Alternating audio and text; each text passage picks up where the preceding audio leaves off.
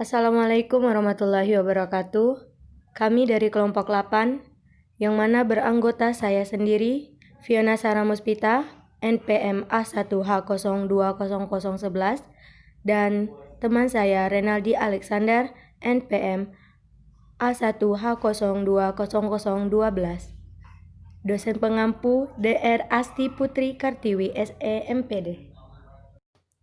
Di sini kami akan menjelaskan materi tentang critical thinking as a source of respect for a person, a critical Christine Doddington.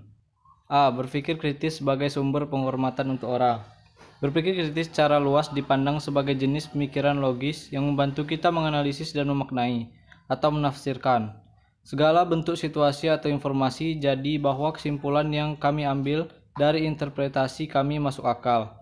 Itu meresap dan dipandang penting untuk setiap kehidupan yang berkembang karena hal itu memerlukan pemikiran reflektif yang masuk akal, difokuskan pada memutuskan apa yang akan dipercaya dan dilakukan. Ada beberapa perdebatan di lapangan, apakah berpikir kritis dapat digeneralisasikan atau spesifik untuk domain tertentu.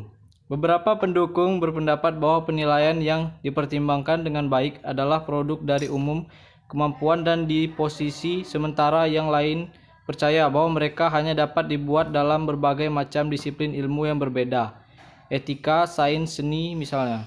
Dan karena kritis pemikiran dan penilaian yang dibuat harus mengacu pada domain tertentu, kriteria, argumen khusus ini kemudian diambil dan menyarankan pendidikan itu perlu mendorong berbagai bentuk pemikiran kritis yang tertanam dalam berbagai bentuk domain. Hal ini pada gilirannya memiliki konsekuensi langsung terhadap struktur kurikulum sekolah. Pendapat. Bagi Bonnet, gagasan pemikiran yang menentang dan kalkulatif dapat diatur secara berbeda terhadap gagasan pemikiran puitis atau meditatif yang dikembangkan Heidegger.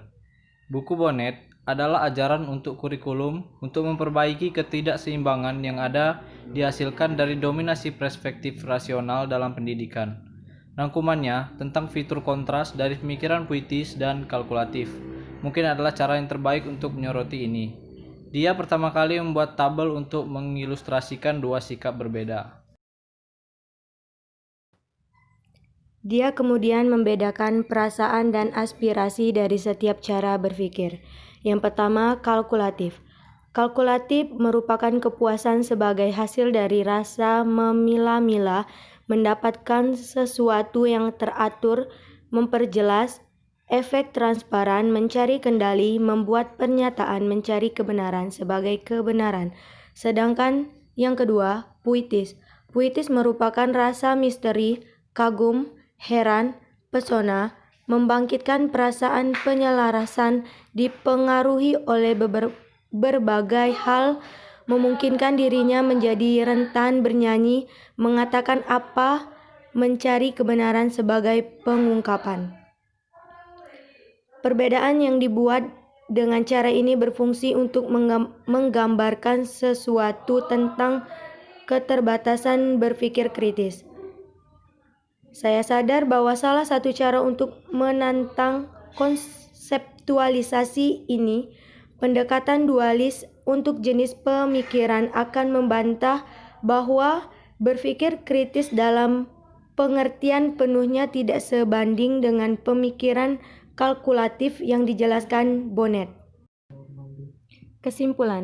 Kesimpulan yang bisa ditarik adalah dalam kehidupan kita telah diberi cara berpikir.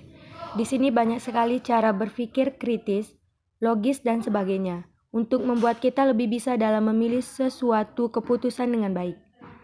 Di sini banyak sekali sudut pandang dalam berpikir. Perbedaan lain yang sering dibuat berdampingan dengan argumen tentang apakah kritis pemikiran harus dilihat sebagai seperangkat masalah, keterampilan yang spesifik, domain, atau yang dapat digeneralisasikan keterbatasan memandang berpikir kritis sebagai keterampilan saja. Seiring dengan keterampilan atau kemampuan untuk menilai kekuatan pembuktian alasan, pemikiran kritis juga harus relevan disposisi. Bagi beberapa penulis di bidang ini, klaim bahwa penginderaan dan pencerapan adalah dasar dari mana kita menjadi pribadi tidak berarti bahwa akun standar pengetahuan sebagai objektif pasti entah bagaimana salah. Berpikir kritis sebagai sumber penghormatan kepada orang lain, sebab berpikir kritis secara luas dipandang sebagai jenis pemikiran logis yang membantu kita menganalisis dan memaknai atau menafsirkan segala bentuk situasi.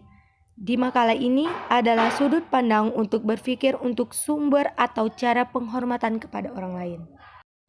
Terima kasih, itulah tadi hasil diskusi kami. Apakah ada teman-teman yang ingin bertanya? Silakan komen. Assalamualaikum warahmatullahi wabarakatuh.